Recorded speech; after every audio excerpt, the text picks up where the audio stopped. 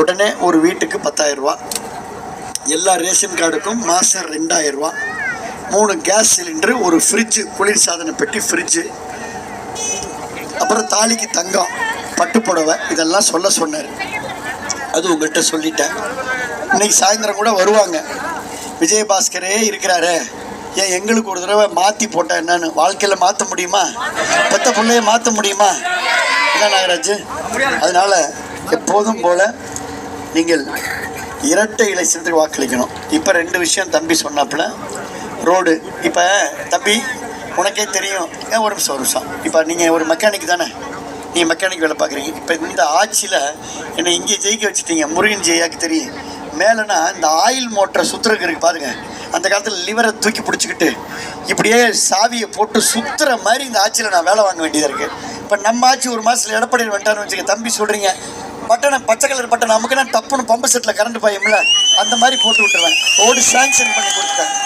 இப்போ அவங்களுக்குள்ளே உள்ள டெண்டர் பிரச்சனைலாம் பண்ணாமல் இருக்கிறேன். நான் அதை போட்டு கொடுத்துறேன். 23 நாள் போடுங்க.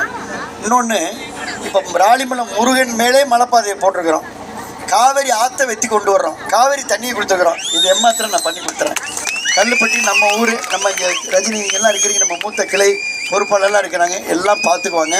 உங்கள் மனசில் எப்போதும் போல எனக்கும் உங்களை ரொம்ப பிடிக்கும். உங்களுக்கும்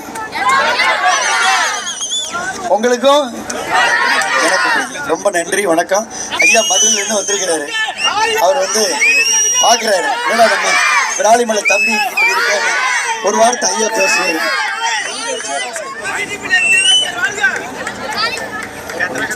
வணக்கம்.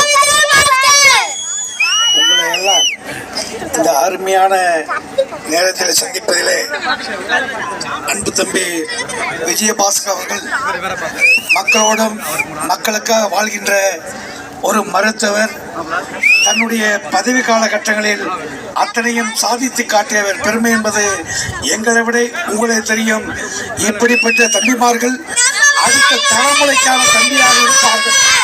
அடுத்த தேர்தலுக்காக மட்டுமல்லாது அடுத்த தலைமுறைக்கான தலைவனை நீங்கள் உருவாக்கி தர வேண்டும் என உங்கள் பாதங்களை தொட்டி கேட்டு உங்கள் சின்னம்